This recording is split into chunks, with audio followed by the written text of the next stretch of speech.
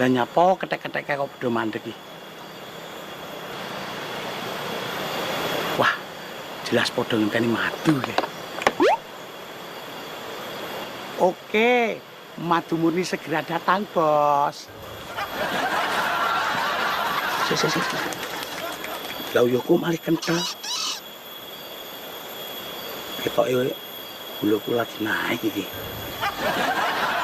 Enak mlaku rumah saku ket mangi. Tapi kok gak tekan gon ya? Iku gak kesasar.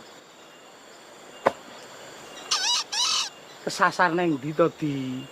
Umpama awake dhewe engko kesasar lho panggane gunung. Maksudmu? Apa ya mungkin awake dhewe kesasar neng pasar? Kok mendo e?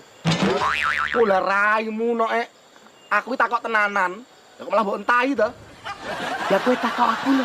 Terus aku takok sapa? Takok pancen ya iso tendut timbang entahi. Wis sing tuwenang no ora iso to. Enek mesin ning kene. Kok bingung dhewe-dhewe kok gedeng aku. Alah. Kok maneh jorenge sitok iki. Lor kidul ra ro e.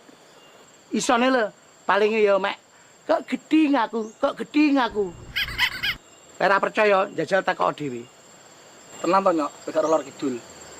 Ya plon, kok gedeng aku. Lah dalah. Piye? Mbok kira aku mbateni.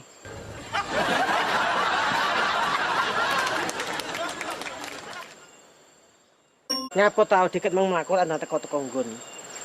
Napa nyok? Samarku kok gununge nek pucuke to, Ndut. Patakmu sigar iki.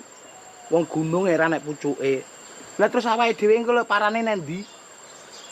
Lah ya mbuh, kene dhewe ora roh kok. Ya wis, nek aku laran dhisik, Ndut. Ya.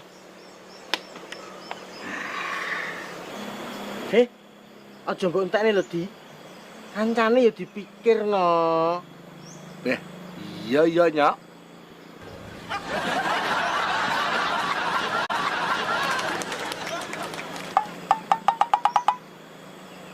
Ndut.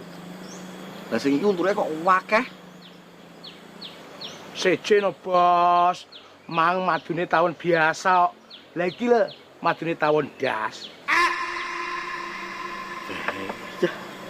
Dosisnya jelas dawur iki nyok.